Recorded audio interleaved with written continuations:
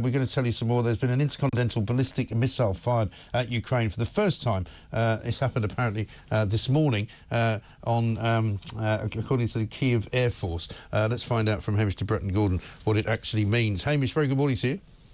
Good morning, Mike. So this news relatively fresh for us today. Telegraph's reporting it. I think it's come in from Reuters. Basically, an intercontinental ballistic missile fired at Ukraine for the first time. What do you make of that?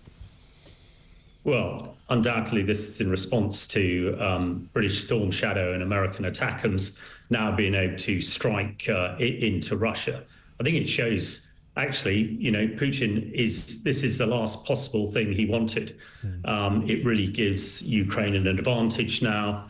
And it's sort of ridiculous that Russia has been able to attack into Ukraine almost unfettered. And this is a reaction to it. One ballistic missile, is not going to make a difference here. But I think it gives, leaders in this country and Europe something else to think about. They've now at last made a bold step. God, if they'd allowed Storm Shadow and ATACMS to be used 6 months ago, I doubt we'd be in this perilous position that we are at the moment. But if Russia's going to step up its use of ballistic missiles, well, I think everybody saw how effective the UK, US and French jets were about knocking down Iranian ballistic missiles fired at Israel. And I don't really see the difference of Russian ballistic missiles fired at Ukraine. So hopefully people are preparing responses to make sure that doesn't have an impact.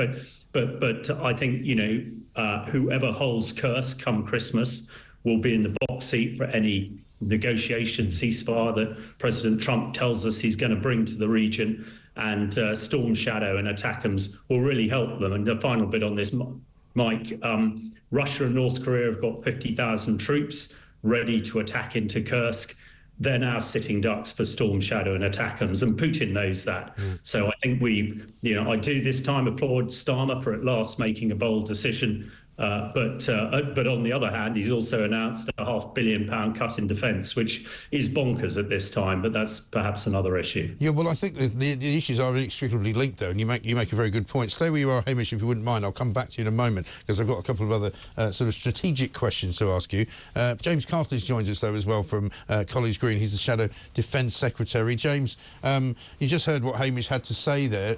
It sounds as though strategically Ukraine is in a better place now with the Storm Shadows that they can use to perhaps keep the 50,000 troops in Kursk at bay. But, I mean, I'm going to take it up with you. It is a weird time to announce cuts in defence, isn't it?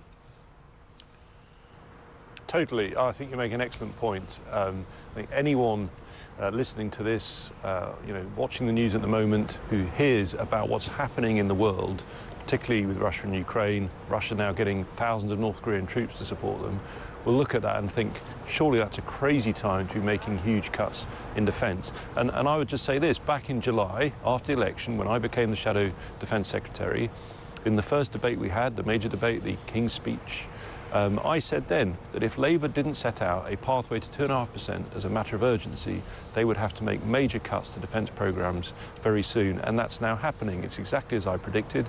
And so I do hope that John Healey is in front of the committee today, the Defence Select Committee, that he will confirm a timetable for getting to 2.5%.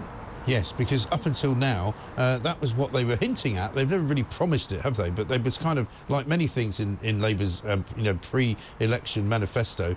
They haven't quite got there. Well, quite. I mean, they made many promises and nothing's particularly happened, or it's happened negatively, like the promise not to tax farmers, and now they're taxing farmers in a way that I think will be very damaging. By the same token, as you say, actually, Keir Starmer, when he got on the plane to Washington just after the election, he said he had a cast iron promise to get to 2.5%, but we have no detail whatsoever. In the meantime, actually, as Hamish observed, look, a crazy time to be making defence cuts, about £500 million. And so, I really hope we get that timetable to 2.5%. The key thing is, having been in the Ministry of Defence as the Defence Procurement Minister, I pored over these figures. The crucial thing about 2.5%, why it matters, it's not just the amount of cash that comes in, but because it was a multi-year settlement, the people in the MOD could plan procurement at scale and pace. That's to replenish the munitions we've given to Ukraine, but also to get the new technology of weapons that we need to meet the threats we have, like ballistic missiles, may I say.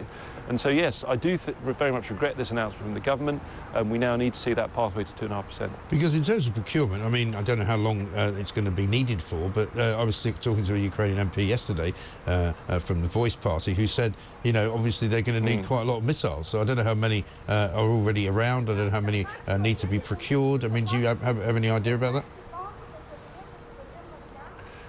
Well, obviously, I was privy to some of the figures, and they are national security would forbid me from saying anything on anything specific, and I think we can probably imagine the fact that there is no limitless supply of these highly exquisite missiles, as we call them. That said, there are many other capabilities that we can still procure at pace. Drones in particular, there is still capacity to manufacture many more drones. The Ukrainian MPs who I met last week, yes, they wanted permission to use Storm Shadow in the way that they saw fit to defend themselves, which is so important, but they also needed far more drones. This is the weapon that has really transformed the war. It is highly effective. They can be used potentially in swarms. And I think this is an area where we can not only help Ukraine, but by developing drones and that sort of modern capability, we can learn from it for our own armed forces who will have to fight in the modern ways of warfare. James Cartledge, thank you very much indeed. Shadow Defence Secretary there reporting into us from College Green. Hamish, let me come back to you. Hamish Bryan Gordon, former British Army Colonel. I'm curious, and it may well be that you can't answer this question, but I'm curious as to who would be in Ukraine with these missiles, the Storm Shadows, because obviously if they're British designed, would there be British personnel there? How long would they perhaps have been there? And is whether their presence is there an issue?